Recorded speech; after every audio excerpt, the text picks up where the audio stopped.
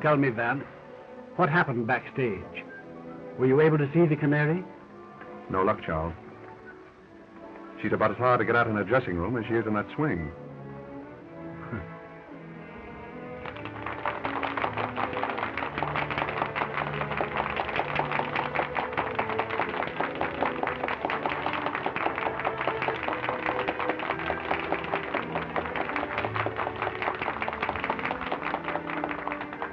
If you want an idea of what I ran into back there, let me point out a few of her admirers.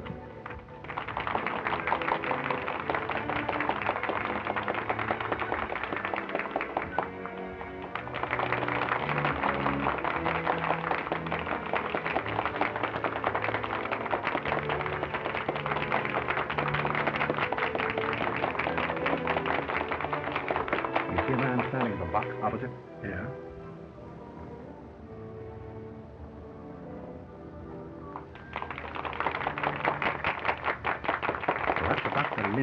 Oh. He was outside her dressing room just now, along with these other two. I understand that the Canary has a clause in all three of them. Are they rich?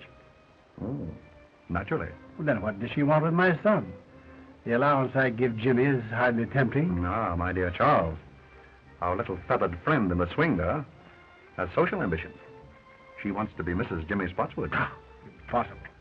I'd do anything in my power to prevent that, even if Jimmy still cared for her. And I still believe that she'll listen to dollars and cents. I wouldn't be too sure of that, Charles. As you know, I've more or less made a hobby of crime and criminals. That girl is no ordinary blackmailer. I'm firmly convinced that she'll stop at nothing to marry Jimmy. But Jimmy won't have her. I tell you, he's really come to his senses. Another girl? Yes. Well, you know her. Alice. Oh, yes, of course. A very nice girl, too. Yes, she is. Vance, I'm afraid that I'll have to use my own judgment in this matter. I'm going to see this Canary at her apartment as soon as possible. Well, very well, Charles. But, act quickly. Oh, I know you'll smile, but... You know, I have a strange premonition that the Canary is headed for disaster.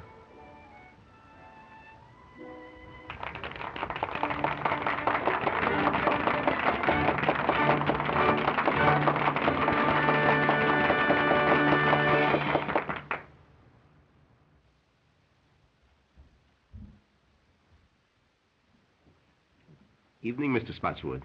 Hello there. Shall I announce you to Miss Odell? No, don't bother. That's perfectly all right. Very well.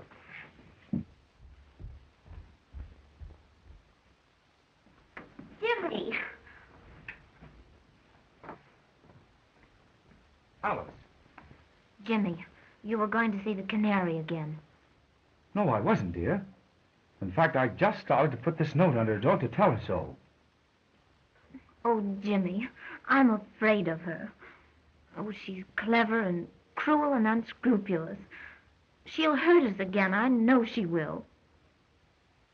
No, dear. She can't hurt us now.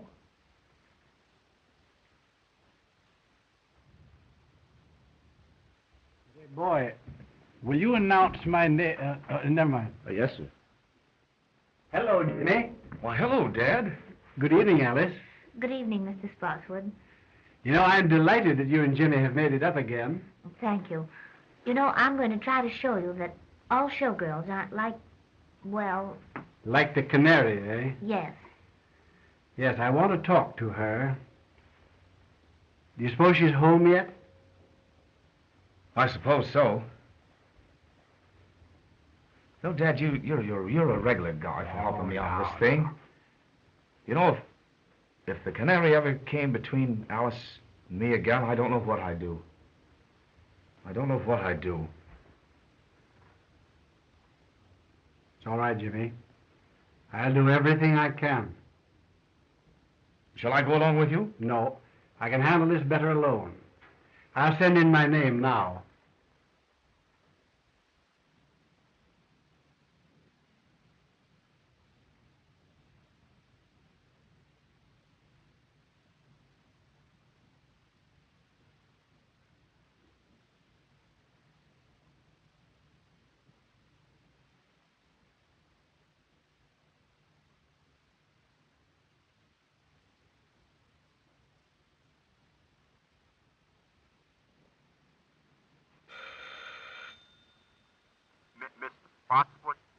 Send him in, please.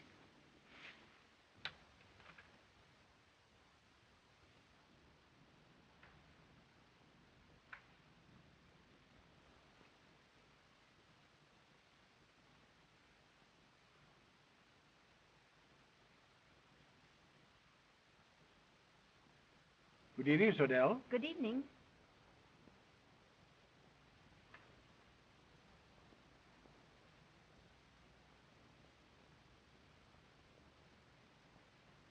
Shall we go over here? Why, yes.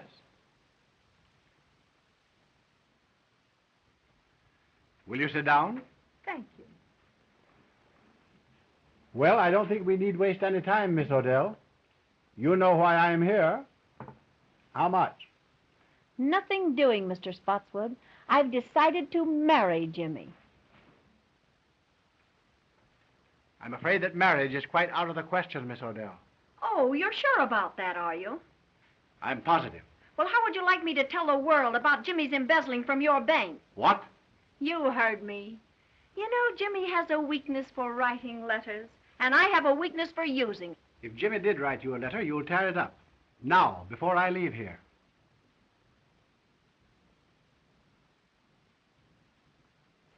Sure. Go ahead, tear it up yourself. My memory's still perfect.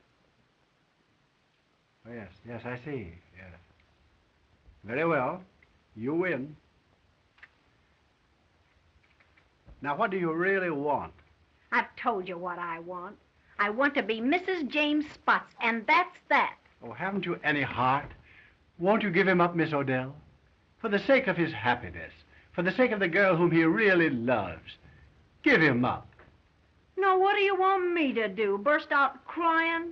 Listen, Mr. Spotswood, I know all about Jimmy and Alice, and if he marries her, I'll tell every newspaper in this country that he's a dirty thief. Oh, no, you wouldn't dare do that.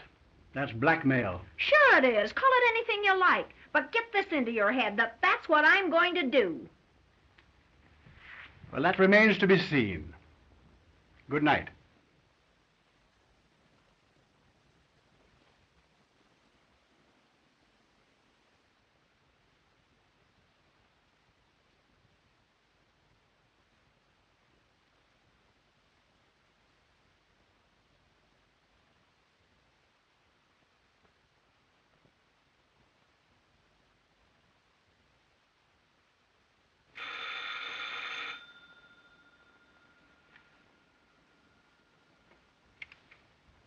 Mr. Cleaver, please.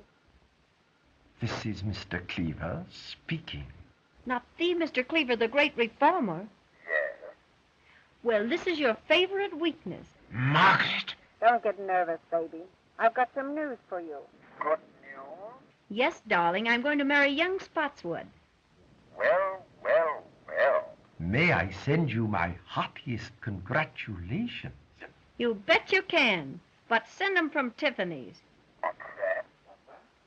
You heard me. And send me one of those fancy autographs of yours on a nice fat check. I'm very sorry, but I'm afraid I shall have to refuse. Ah, be yourself. Big reformers who lead double lives can't refuse. Now look here. I'll see you dead first. Listen. You'll be here after the theater with the dough and like it. The little rat.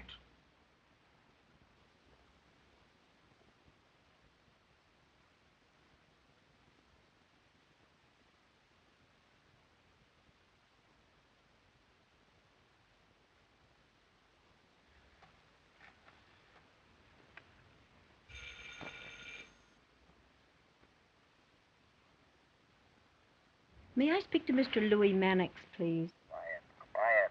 My wife. Don't get excited. I just thought you'd like to know I've sold the body down the river. I'm going to marry young Spotswood. Splendid. Yes, darling. And I've decided that you're the best man. Best man? Yeah, the best man I know of to kick in with a nice, handsome present in cash. Now, see here, you know I can't afford. What do you mean is, you can't afford to let the ball and chain know what a big-hearted Santa Claus you've been. Now, look here. I've told you what I'd do to you if you ever got to The wife? Forget that bunk. And be on my front porch after the show with that Jack, or I'll get to your wife all right.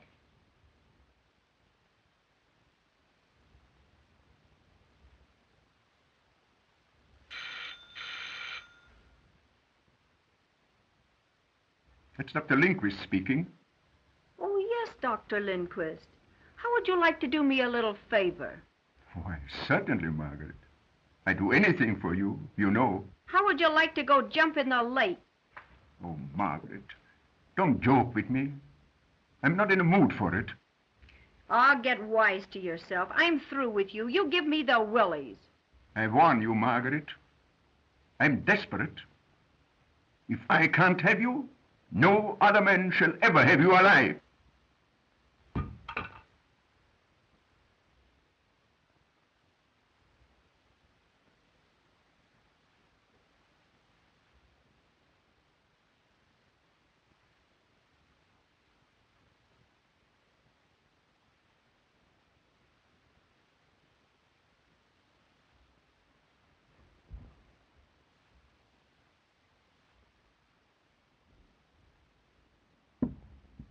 Tony, In person, baby. How's my little squaw? I thought you were still in jail. Well, I got tired of the big house, Mrs. Skeel, so I dropped in to see my little wife. I'm not your wife. How come? I divorced you 6 months ago. Yeah? Listen, baby. A little thing like a divorce don't mean anything to me. I heard you taking those suckers down over the phone. And I'm in and in on the works. 50-50. You big crook. You're not in on this one. Don't, you big heel. Say, I ought to bump you off. You're doing your swing for it. Yeah? Well, maybe it'd be worth it. Now get this.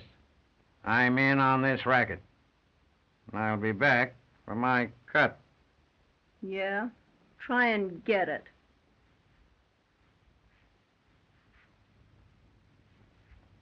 Say, baby, don't bother changing the box on this door. The lock I can't pick is still in Yale.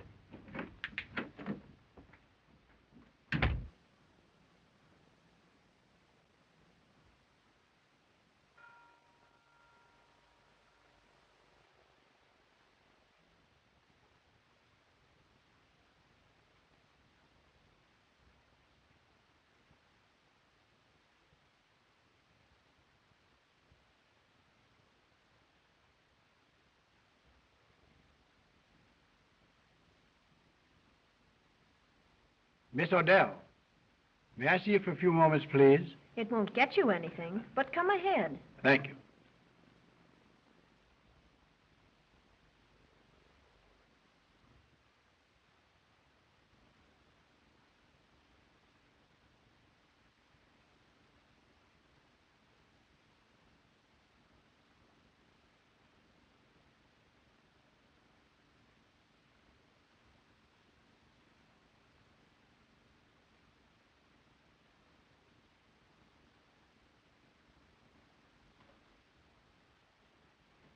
I have something to say to you, Miss Odell, which I believe will make you change your mind about Jimmy.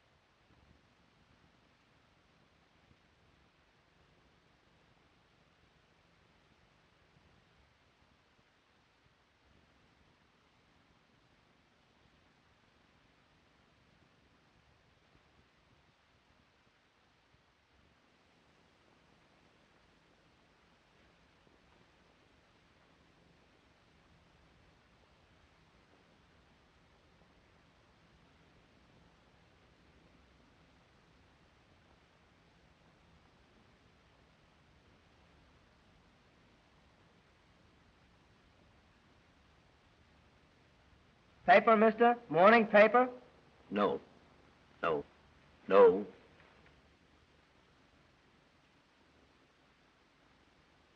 Thanks, mister.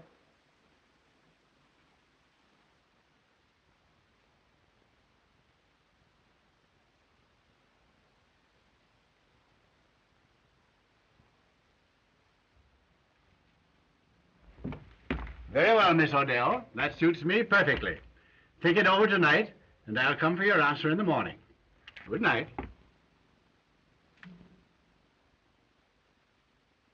Boy, will you call me a taxi, please? Yes, sir.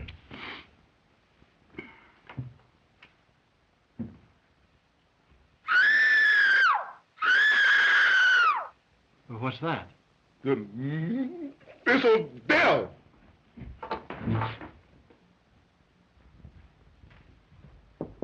Miss Odell, what's wrong? Something startled me, Mr. Spotswood, but I'm all right now. Are you sure you're all right? Yes, quite sure. Run along home and come back in the morning. Oh, very well, then. I'll see you in the morning. Good night.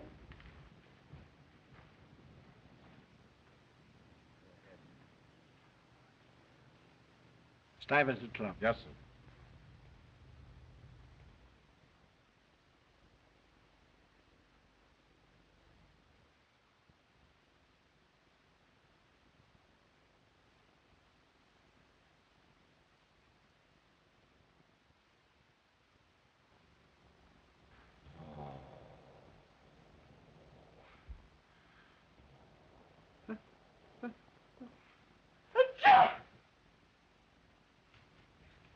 Say, fella, what's the big idea in you coming in here late? Who, me late?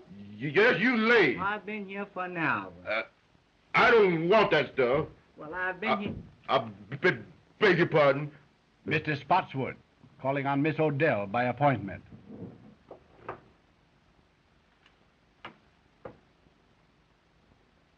She don't answer. Has she gone out, do you think? I've been on all night. And you haven't seen her go out? No, sir. That's funny. Do you suppose she can be ill? But we may go and knock. Yes, let's do that.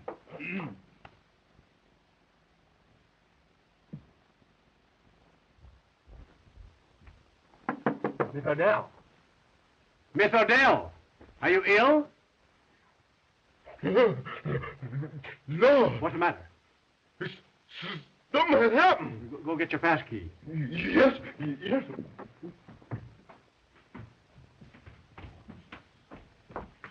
Say, fella, he's running to get a cop.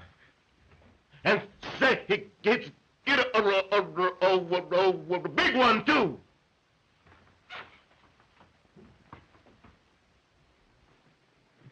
You better let me have that.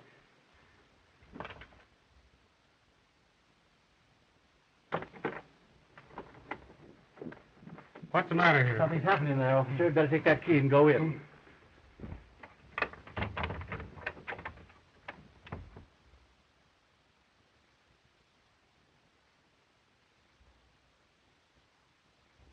He's dead.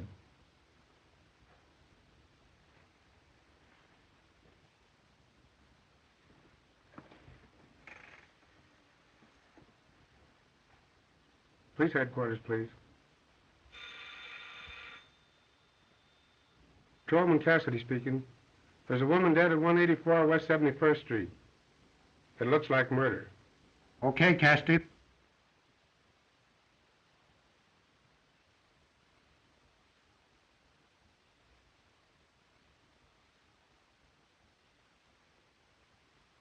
She's been dead since midnight, Sergeant. Strangled to death. That long, eh? Sergeant, the district attorney just pulled up and he's coming right in.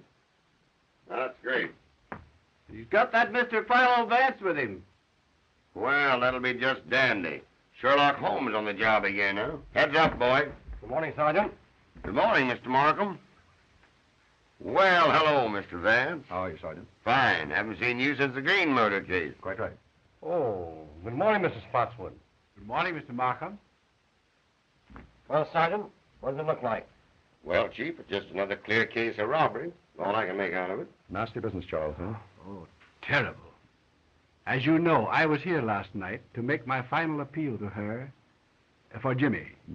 And when I came back this morning for her answer, this had happened. Yes. They'll probably want to keep you here for a few moments, Charles. Yes, I suppose they will. And by the way, I explained to the district attorney on the way down about Jimmy and the girl here. Oh, that's good. I'm glad you did that, Philo. You know, if I can tell you anything that will help... Well, perhaps later, Charles. Meanwhile, I'll have a bit of a look about. I don't think there's anything worth you looking at, Mr. Vance. It's a clear case. Robbery. She put up a battle and they wrecked the joint. I see. As simple as that, eh?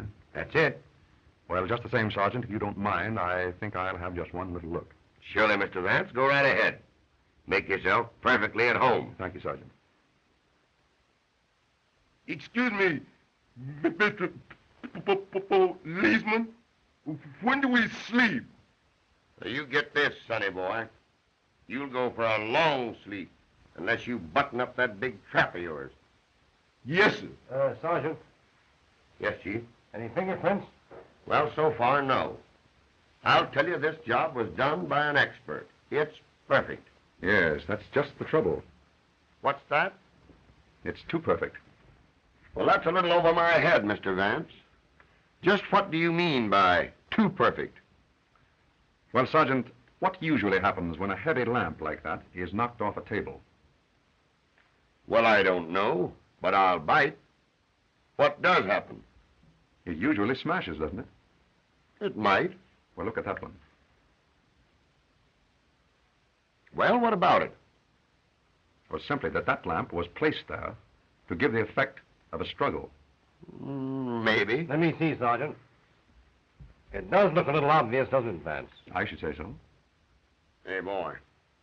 What happened here last night after you heard Miss Odell scream and you and Mr. Spotswood ran down the hall to her door? Well, she said she was all right. And I called Mr. Spotswood a taxicab. And you got away with it? Yes, sir. That's right. What time was this? It's on the call sheet that I gave you. About... Never mind. I can read it. 12:10. Mr. Spotswood, where did you go last evening after you left here? I went directly to the Stuyvesant Club. That's right, Sergeant. I met Mr. Spotswood at the club shortly after 12. We played poker until almost daylight, I believe, wasn't it? It must have been. I know it was long after 4. Oh, yeah. You mentioned that coming down here, Vance. Right. That'll be all for the present, Mr. Spotswood. Thank you, Markham. But if you do want me later on, Mr. Vance has my number. Quite right. Goodbye. Goodbye. Goodbye, Goodbye, Philo. Charles. I'll phone you. Go right ahead, boy. Suppose we look at it some more. Joe.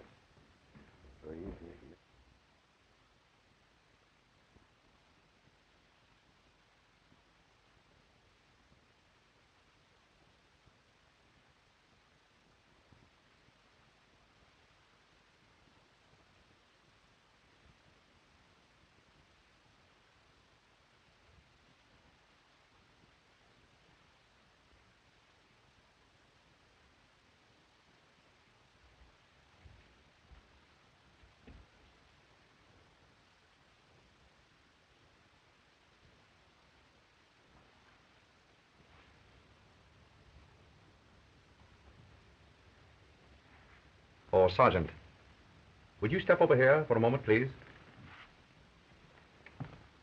All right, Mr. Vance. What is it now? Do you observe anything peculiar here?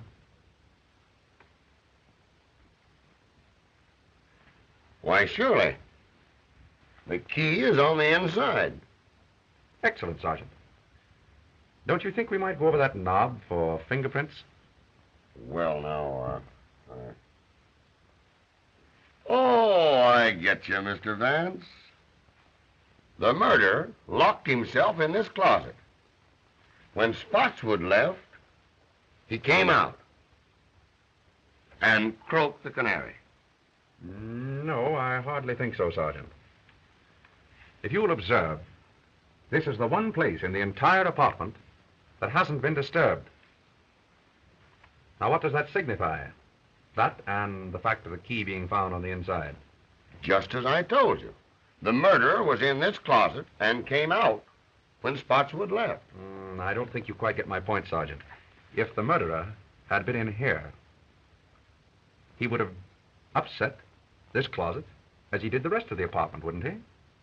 Well, yes, I guess he would. Precisely. Gentlemen, it was someone else who was in that closet while the apartment was being ransacked. And that someone witnessed the murder. Through the keyhole. Splendid, Sergeant. And if you'll find who was in that closet, I think you'll learn from him or her who it was that killed the canary. Sergeant, get the fingerprints, will you? Oh, Joe. Oh, Sergeant, you might check up on the other apartments. Mr. Vance and I are going outside.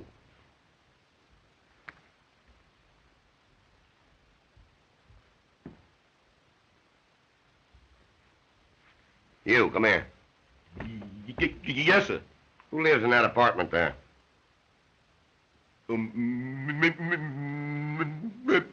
Miss Alice LaForce. Isn't she the dame that had the battle with the canary the other night over young Spotswood? All right, all right.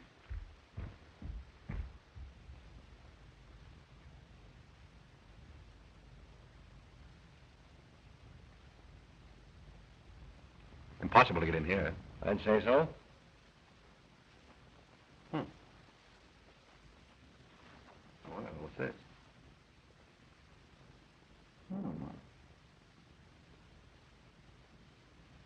That's odd. They prove that interesting. What do you think? I see, Miss LaForce. I see. But you and the canary had a fight over young Spotswood, didn't you? Why, yes. We did have a fight. You see, she took Jimmy away from me and got him into trouble. But that's all over now. Jimmy and I made it up just day before yesterday. You didn't see young Spotswood last night, did you? Why, yes. He brought me home from the theater. Uh-huh. So he was hanging around here last night, was he? Yes, but he was with me until after 1 o'clock. Now, wait a minute, and then lady. Wait a minute. You save your alibis till we get you down to headquarters. Go slip on your things. Why, look, you don't think that... Put 'em on. Oh, Mr. Vance, I'm frightened. Well, now, don't you be worried, Alice. Just you do as the sergeant says. All right.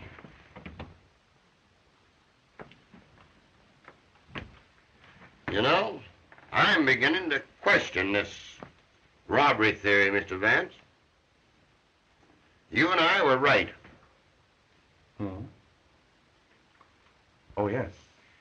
Why, I can see plainly that this murder is all mixed up in a love pact. You know, Chief, I think we'd better round up this young Spotswood and give him the works. What do you say? Quite right, Sergeant. Markham, I'd like you to add a few names to that list, if you don't mind. The men I mentioned on the way up here. Dr. Ambrose Lindquist, John Cleaver, and Louis Mannix.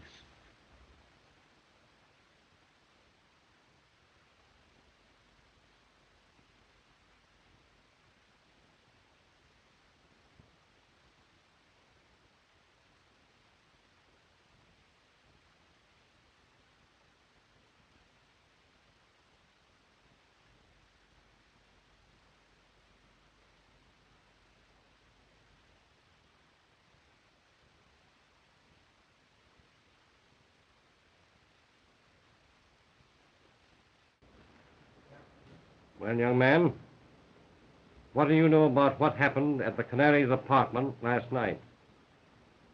Nothing. But look here, sir.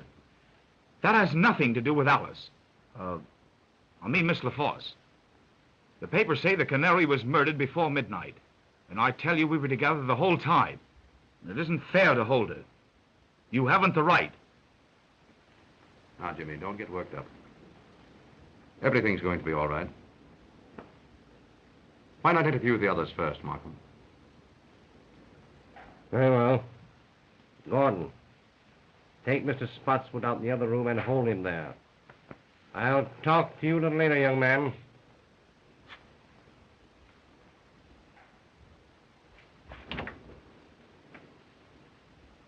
Theo. Well, who's next on the list? Mannix. I'd like to make a bit of an experiment, Markham. Have you a pad and pencil there? Yes.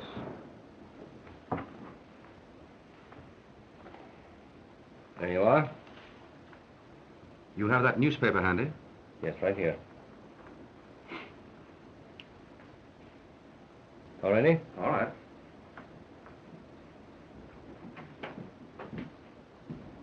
Good morning, Mr. Vance. Good morning. Mr. Markham. Good morning. Will you please take a seat? Thank you.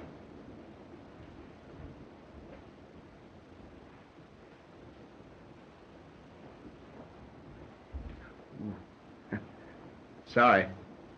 Mr. Mannix, there are a few questions I'd like to ask you. Questions? What about? I don't know anything about this. It was a great shock to me. What was a great shock to you? Well, I thought perhaps you were going to ask me about the Canary. Exactly. You read my thoughts, Mr. Mannix. Did you ever see that necklace before? Why, yes. Fact is, I gave that to Canary. Little token of esteem.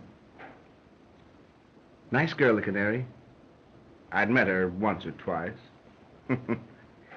Casual acquaintance. Rather an expensive gift to give to a casual acquaintance, isn't it?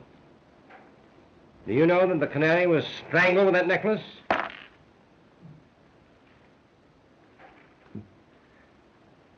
Most remarkable. Unfortunate, I should say. Where were you last night between 11 and 1 o'clock? Between 11 and 1? Yes. Let me see. Why, I was home. I went to bed about 10 o'clock. Tired out. You understand. Pardon me, Mr. Mannix.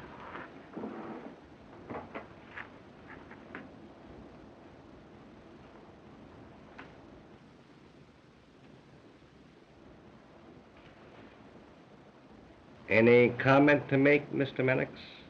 Odd habit of mine, drawing triangles. Mr. Mannix, if you were in your bed last night at 10 o'clock, how did you manage to drop that newspaper just outside the Canary's apartment? That edition isn't on the streets until 11.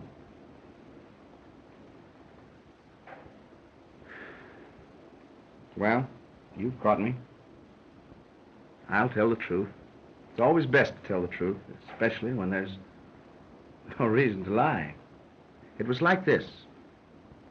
The Canary called my home at dinner time last night. Most embarrassing. Mrs. Mannix was with me. I had omitted to tell my wife about the Canary. She wouldn't have understood. The Canary told me that she was going to be married and wanted to see me. Said that I should come to her apartment at 11 o'clock. Well, I couldn't argue over the phone. The missus was listening. So I said, all right. So at 11 o'clock, I went to the Canary's apartment. I entered the hall by a side door. I went directly to her apartment. I was about to enter when I heard voices inside. I listened. There was a man in there, and he was arguing. Of course. Well, that was no place for me. So I returned home without seeing the Canary or entering her apartment. Well, that'll be all the questioning for the present, Mr. Mannix, but I'll have to ask you to wait in the outer office. I may want to speak to you later on. Oh, well, won't you let me go home? I'll get in an awful mess with my wife. I'm sorry, you'll have to wait.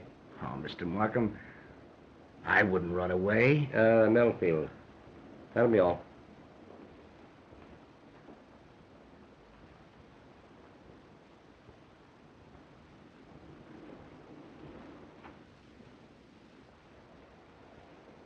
Mr. Markham, You gotta help me square this with my wife.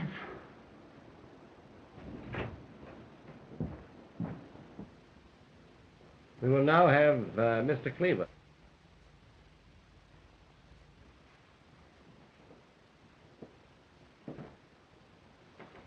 Good morning, Mr. Cleaver. Good morning, Mr. Markham. Can I do anything for you? Will you please have a seat? You mind if I smoke a cigar? Oh, please do.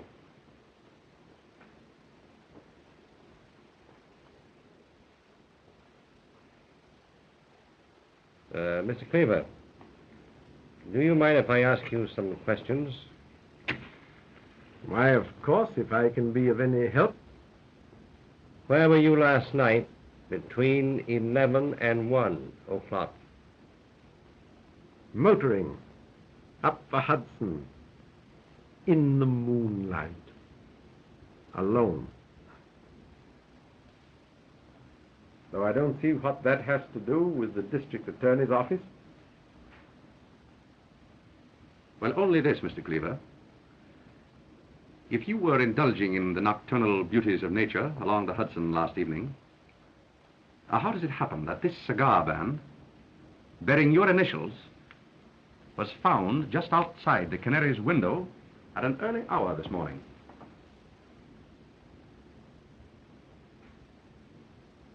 Well, if I was passing the Canary's apartment, you can't twist that into a crime. Oh, then you did pass her apartment. Why, yes, I've nothing to hide.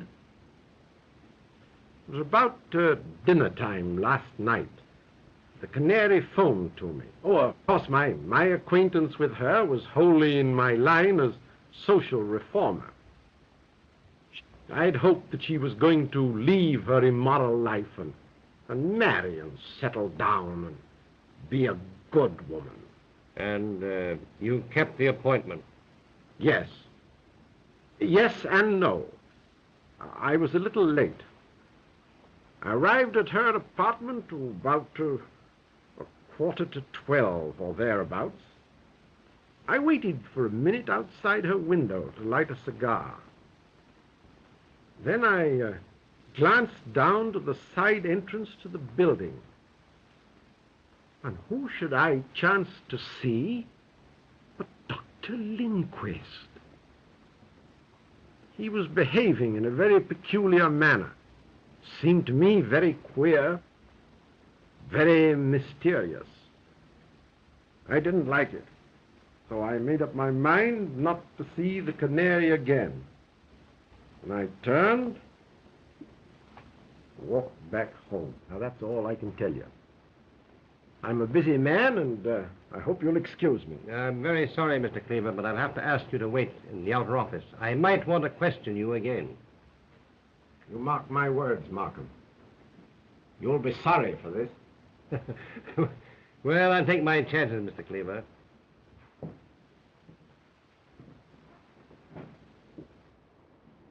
Charming fellow, Cleaver. Yeah, rather. By the way, Vance, I didn't see you pick up this cigar band in front of the Canary's apartment this morning. I didn't. Where did you get it? From your wastebasket. Wastebasket? Cleaver dropped it there when he entered. I took a chance on his not remembering that. It seemed to work. Well, I'll be... Very good. Dr. Lindquist. Go. Come on, Doctor. Take your hands. Hey, Chief. We caught Dr. Lindquist just as he was leaving town. That's a lie. I was on the way to a patient. Won't you please sit down, Doctor? I'd like to ask you a few questions.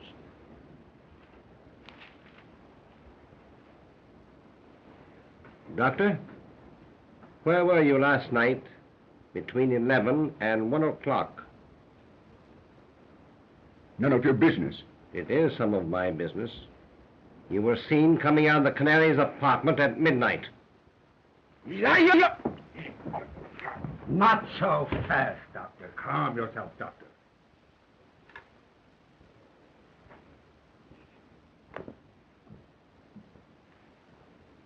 I'm sorry.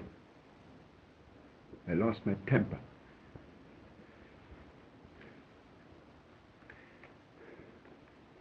I'm under a terrible strain. I loved the Canary dearly. And I'm terribly upset. Do you know that the Canary was strangled with that necklace?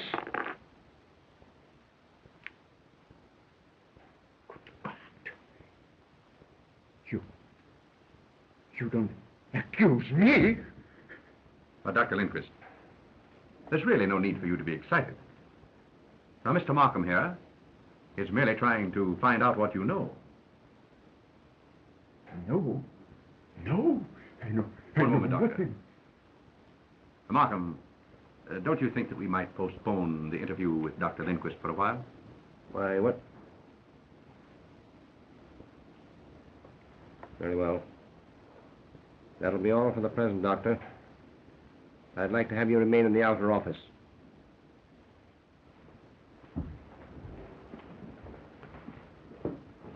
Come on, Doctor.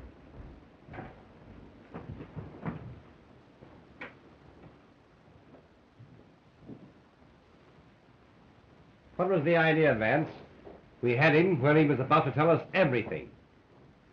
Well, on the contrary, Markham, in his present extremely excited condition, I very much doubt if he would have told us anything. I do think, however, that if we give him a chance to cool off a bit, he's very likely to tell us the truth. Well, perhaps you're right. Good morning, Sergeant. How are you, Sergeant? Good morning, Chief.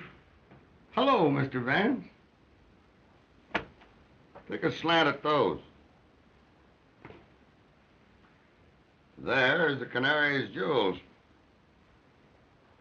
They were found in an ash can about a block from her apartment this morning. I guess that kind of disproves the robbery theory. We were right, Mr. Vance. I say we were right. Oh, yes. Yes, apparently we were, Sergeant. Now it's up to us to find another motive. Yes, quite right, Sergeant. You know, Markham, I've been thinking this over all morning. And I believe that I can come pretty close to the psychology of the man who committed this murder. I believe that I can pick him out from that list of suspects, if he's among them. However, it will require a bit of an experiment. What is in your mind? Well, I'd like to use that conference room of yours there for a friendly little game of poker with your suspects. Well, now, that's a cute idea. Just what is your idea, Vance? Well, just this, Markham. A man's true nature always comes out in a game of poker. Now, I know the type and the temperament of the man who murdered the Canary. And in a game of poker, I believe that I can come pretty close to putting my finger on him. That's a new way of catching crooks. Take it easy, Sergeant, will you please? Well, go ahead, Vance. The experiment can do no harm. Quite right. Now, I'd like to have the sergeant's help. Well, I'd be very glad to help you, Mr. Vance. As long as you don't try to hang the murder on me. Sergeant, will you take Mr. Vance's orders, please? Okay, Chief.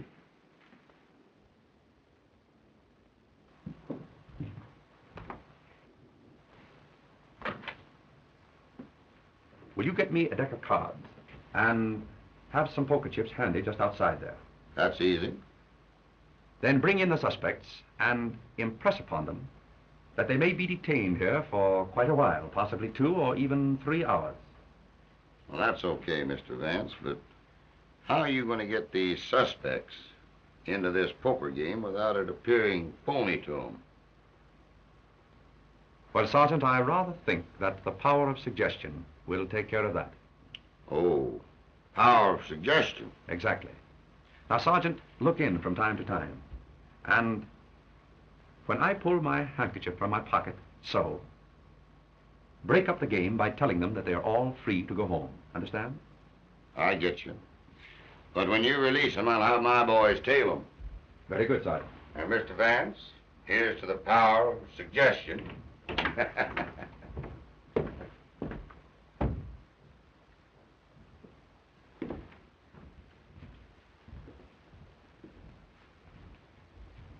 Jimmy?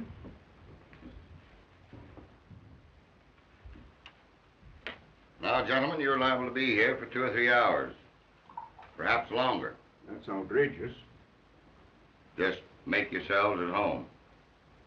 So, you know, this is going to get me in an awful mess with my wife. That is of no interest to me, sir. I'm sorry. What's the idea, Mr. Vance? Well, what are they going to do with Alice? Now, Jimmy, don't you worry. Nothing's going to happen to Alice. Say, Mr. Vance, you know, this is going to get me in an awful mess with my wife. My wife's a wonderful woman and all that, but sometimes she just doesn't understand me. The last time I was a little indiscreet, it cost me a fur coat. I hate to think what this is going to cost. So don't you think if you put... Oh, I beg your pardon, I'm sorry. Mr. Vance, you haven't got an extra pack of cards, have you? Oh, I'm sorry, Mr. Mannix, but you're welcome to these. Oh, no. Thanks, just the same. I wish we could play a little cards. Say, that's a good idea.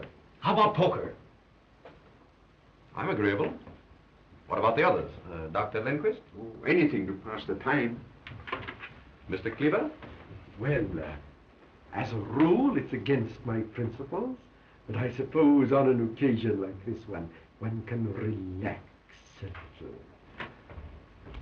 Just draw up chairs, gentlemen. Thank you. Sergeant, how about some poker chips? Surely.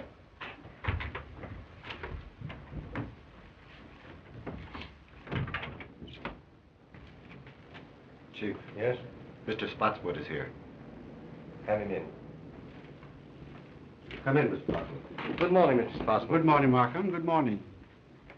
I say, Markham, what are you holding Jimmy for? Surely you're not accusing him. No, of course not. We're simply trying to find out what he knows, that's all. Oh, yes. Where is he now? Why, in the other room there with Vance. May I see him? Why, certainly. Of course you could. Vance, Mr. Spotswood is here. Oh. Hello, Dad. Oh, hello, Jimmy. Good morning, Charles. Good morning, Philo. Dad, what are you doing here? I came to be with you, Jimmy, while you're detained. Oh, by all means. We've just started a little game of poker here, Charles. Would you like to join? Come on, Dad, sit and take a hand. Well, all right. I'll sit in. That'll be fine. Suppose you take that chair, Charles. Thank you. Gentlemen, this is Mr. Spotswood. Mr. Mannix. How do you do, Mr. Mannix? Dr. Lindquist. Doctor. And Mr. Cleaver. Mr. Cleaver. How do you do? Shall it be jackpots, gentlemen? Why, yes, anything. Well, yes, the Mrs. and I usually play jackpots.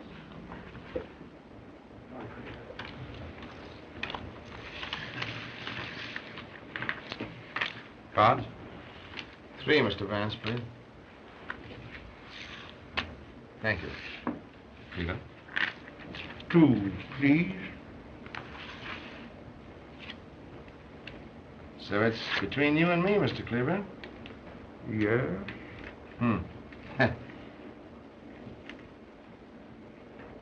I'll bet a white one.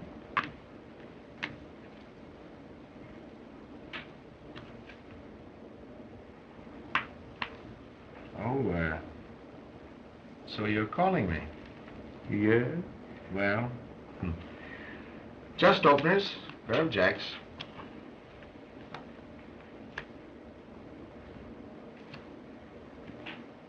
Three aces.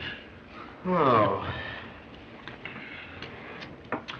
So you called a one-chip bet with 3 aces.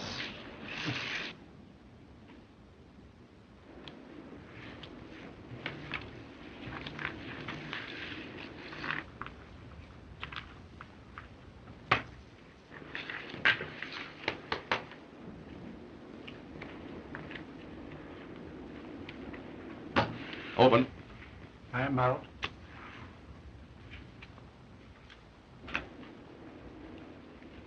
Dealer passes. How many, Mr. Vance? 2 cards, please. Mr. Mannix? I think I'll play these.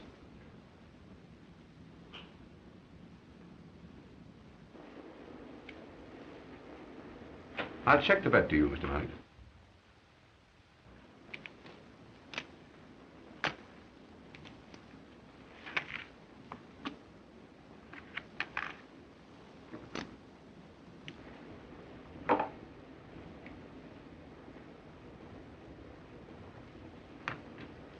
Calling. 9, 8, 7, 6, 5. And they're all spades. You bet on a sure thing, Mr. Mannix, huh? Yes, sir.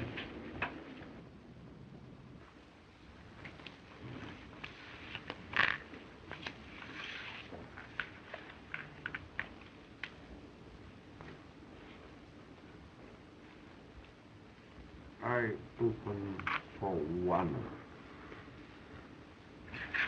I'll stay.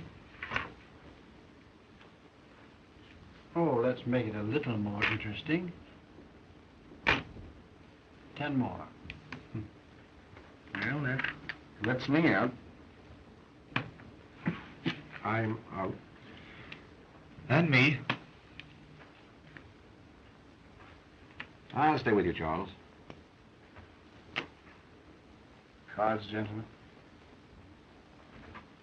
3 for me, please. 1, 2, 3. Mr. Spotswood? I have plenty.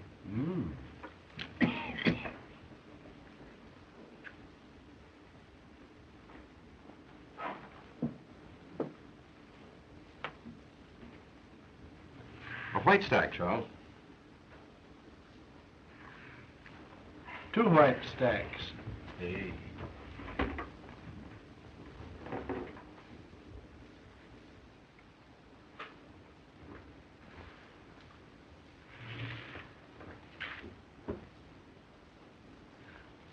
Up 2 chips, Charles. Oh, you want me to do the betting, eh? All right.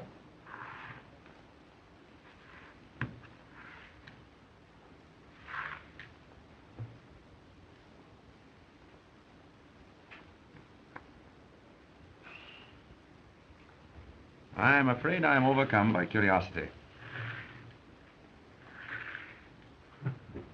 What have you? 2 deuces. They're good. They're what? Well, why the philanthropy, Philo? Well, I had ace high.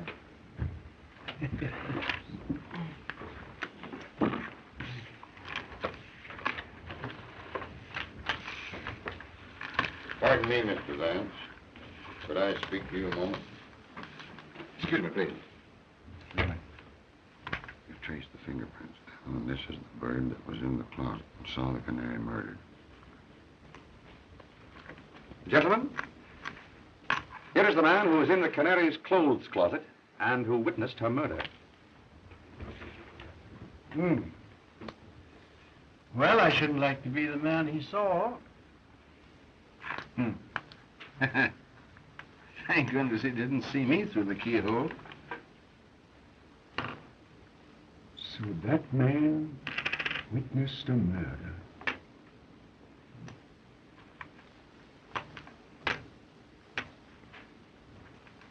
Singularly unattractive countenance.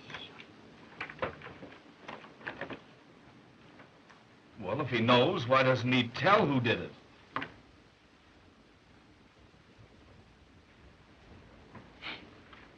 Gentlemen, I've been instructed by the district attorney to inform you that you're all free to go home. Thank goodness for that. I wonder what the wife will say. Has anyone a fountain pen, please? There's mine. Oh, thank you, sir. Sorry. Now, what I didn't tell you about this bird, Mr. Vance, in front of the others, is that he phoned in and said that he'd be in the district attorney's office tomorrow and spill the whole works. He says that he saw the guy that croaked the Canary, and he'll come in and tell us who it was. Now, we haven't been able to locate him yet, so I guess we'll just have to wait.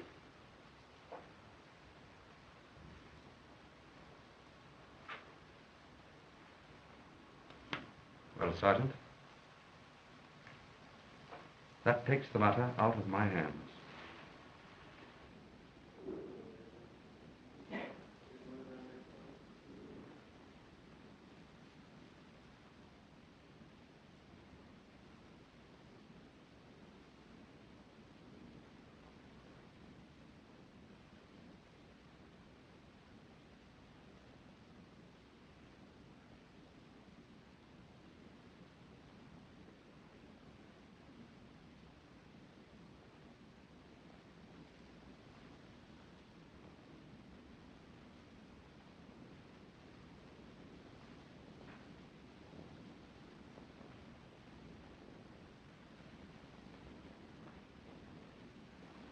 Markham, there can be no doubt of it. The same person who strangled the Canary strangled Skeel. This new murder was done to cover up the first. Skeel was obviously blackmailing the Canary's murderer. He threatened to inform the police of what he had seen through the keyhole of the closet. And when the murderer learned yesterday at the poker game that the police knew who had been in the closet, he put Skeel out of the way at the earliest possible moment. I believe you're right, Vance. Oh, but...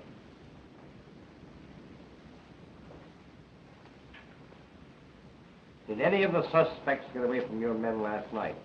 We never lost sight of Lindquist, Mannix, and the girl. But young Spotswood and Cleaver gave us the slip. That'll be all. Okay, Chief. Vance? That leaves Jimmy and Cleaver. Morning, Chief. Good morning, Heath. Boys. Hello, Mr. Vance. Good morning, Sergeant. Well, Chief, everything's okay. I've got the guilty man, and I've got him right. You've got him? I hope to tell you I have. Where is he? All right, Mac. Bring him in. Mr. Vance, Jimmy. this fool arrested me this morning at breakfast for the murder. Why, it's just like shooting fish in a tub, Chief. I've got all the dope, and I've got it down pat. Motive and everything. Now, this Dame Alice croaked the Canary, jealous because she'd stolen her fellow. The kid here bumped Skeel off to shut his mouth and to protect the dame. A lie. That isn't all, Chief. I've got the evidence. And it's not psychology, Mr. Vance. Mr. Vance, he lies. He hasn't any evidence he couldn't have. Just a minute, Jimmy. Sergeant, what is your theory? Well, I don't go on theory. I use cold facts, Mr. Vance. Now, you wait a minute. Did you ever see that pen? Yes. It's mine. You bet your life it's yours. Take a look at that pen, Mr. Vance. Chief? Well? Now listen to this. This morning I found that pen on the floor there by the table where Skeel was murdered. And the kid here admits that it's his.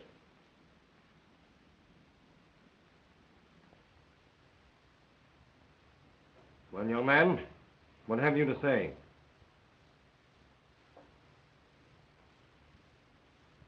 Yes, I killed them. Both of them. I guess that does it, Chief. We've got him in a sack. Now, this Dame Alice... Wait a minute. You've got what you wanted. Now, take me out. Take him away, Mac.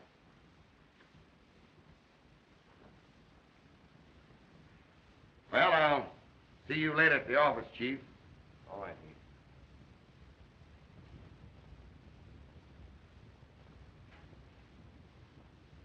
Sorry, Mr. Vance.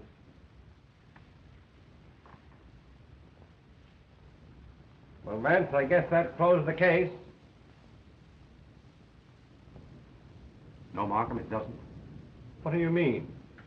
I mean that the boy is not guilty. Well, that's nonsense.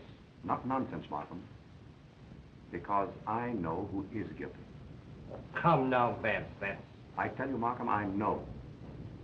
And inside of 1 hour, you'll know too. I'm going to telephone at once to the real murderer and have him come to the Canary's apartment. And I want you to be there. But the boy has confessed everything. Markham, if you don't meet me there, you'll be the laughing stock of New York in 24 hours. Because I'll have the confession of the real murderer. Well, all right, Vance, if you want it that way. I'll be there.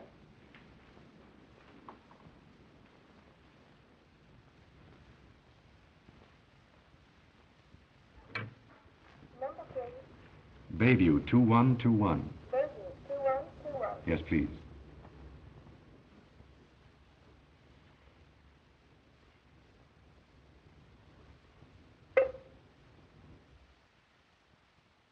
This is Philo Vance. I want to speak with Oh, hello, Philo. How are you? I didn't recognize your voice.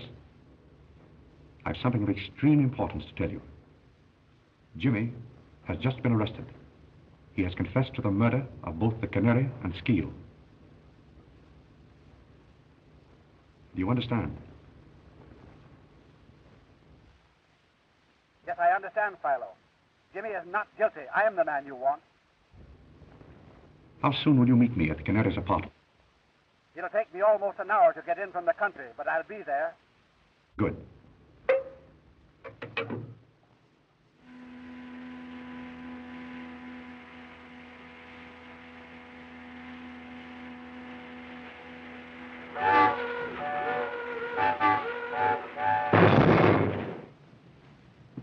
It's been over an hour now, Vance. Now, don't be impatient, Markham. He'll be here.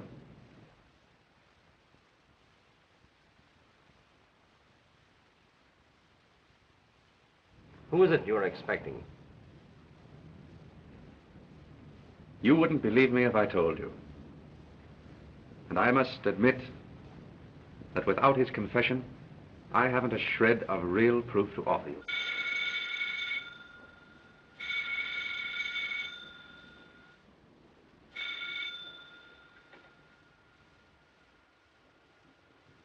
Hello? Yes? This is Mr. Vance speaking.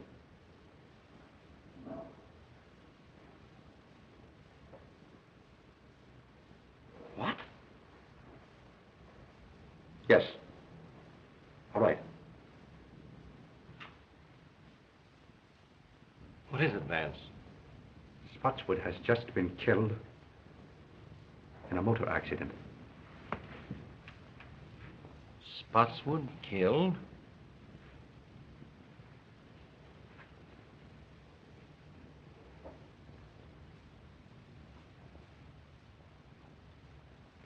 My sympathies, old man.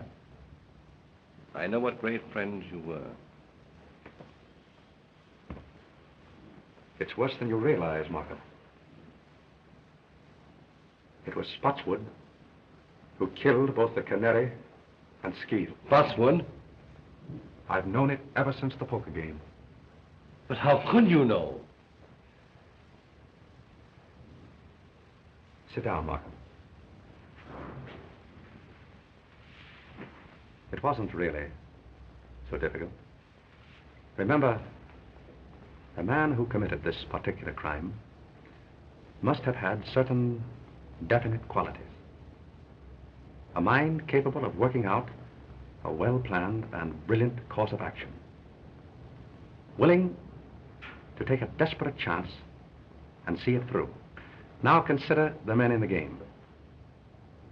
Jimmy, I ruled out at the start. But I'd known him as a boy, and his youth and impulsiveness were hardly consistent with such an obviously premeditated murder. Lindquist was far too excitable and erratic to have plotted such a carefully calculated crime. Cleaver, much too cautious and entirely lacking in the necessary boldness. Mannix, timid and unwilling to take any risk except upon an absolutely sure thing. The only man at the table with enough imagination to plan such a crime and with sufficient self-confidence and daring to carry it through was Spotswood. When he held a pair of deuces, refused to draw to them, and bet every chip he had on the chance of bluffing me out, the realization suddenly dawned upon me that he was the murderer. For he was the one man of them all psychologically fitted for such an act. But how about finding Jimmy's pen in the Skeel apartment? I borrowed Jimmy's fountain pen after the poker game. My hypothesis is that in the confusion, Spotswood put the pen into his own pocket, and that Jimmy saw him do it. That is why Jimmy made his confession, to shield his father. Yes, but against all that theory, Vance, we have certain definite facts. Now, for instance, Spotswood left the Canary's apartment while she was still alive. He talked to her through that door.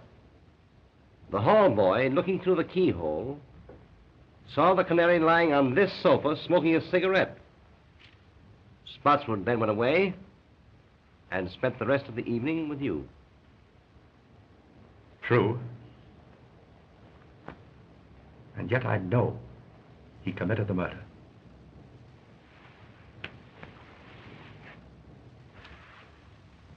I've got to find out how he did it. I'm afraid you will, Vance, so that Jimmy can go free.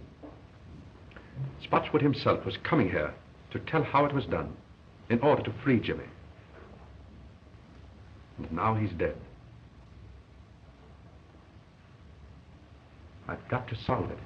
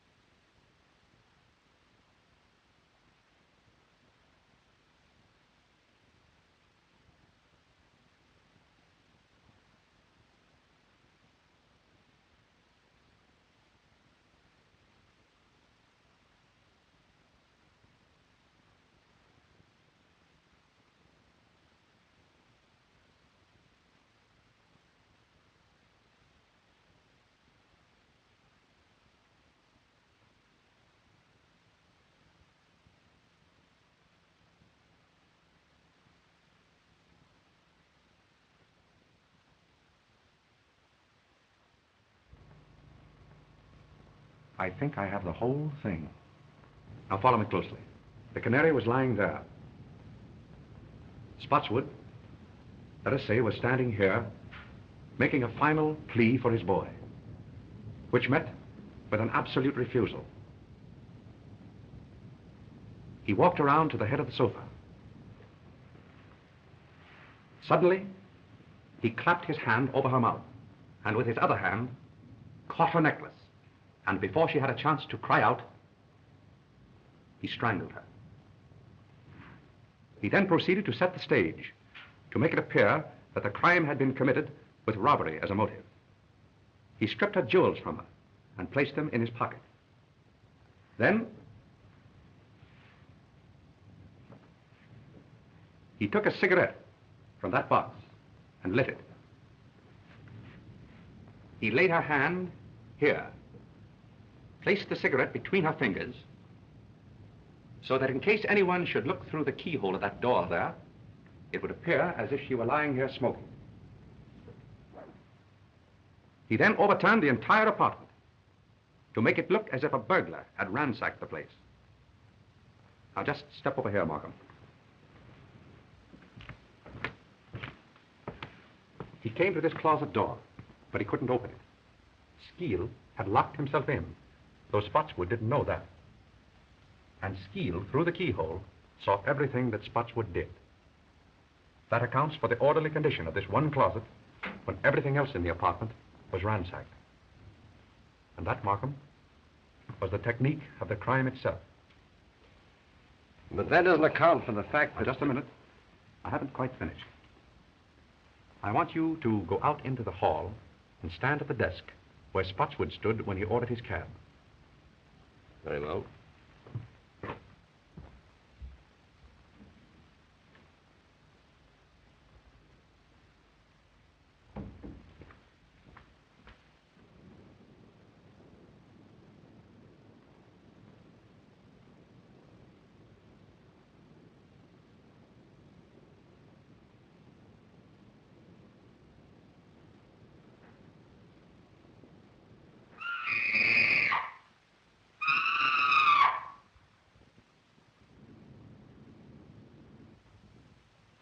Startled me, Mrs. Spotswood.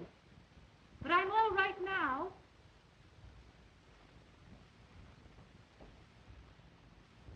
Yes, quite sure. Run along home and come back in the morning. You understand now? This record was Spotswood's alibi. Undoubtedly, the reason he returned here the next morning was to get it back. But he was prevented by the arrival of the officer who entered the apartment with him.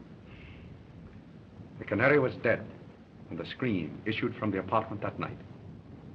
She was dead when she apparently spoke to Spotswood through the door. But what clue led you to the phonograph record?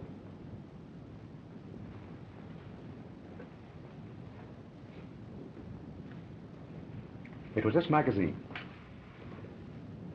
That is hardly a magazine the Canary would have read.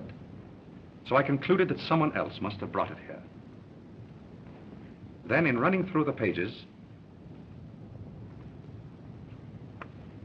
I happened to notice this. Look closely. You see it? Why, yes, the imprint of a large circle. And on the opposite page? And the same thing. Precisely. As if a disc had been pressed between the two pages. That brought to my mind the thought of a phonograph record. And suddenly, the whole plot became clear to me. It was the only way that Spotswood could have committed the murder and have produced a voice in the apartment after the Canary's death. But I can't understand how he could have reproduced the Canary's voice. It wasn't the Canary's voice, Markham. Spotswood made that record himself. Probably it was his own voice, in falsetto. And remember, it was only necessary to fool the houseboy and through a closed door. Yes. I can see it all now. He played the game shrewdly and boldly. It was Jimmy's whole life's happiness that was at stake. And Spotswood risked his own life for his boy.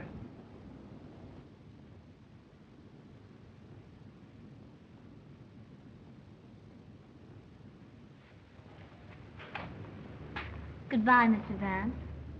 You'll never know how grateful we are. Goodbye, my dear. I wish you great happiness. Oh, thank you. Goodbye, Jimmy. Your happiness will come. Thank you, Mr. Vance. I can't say any more just now.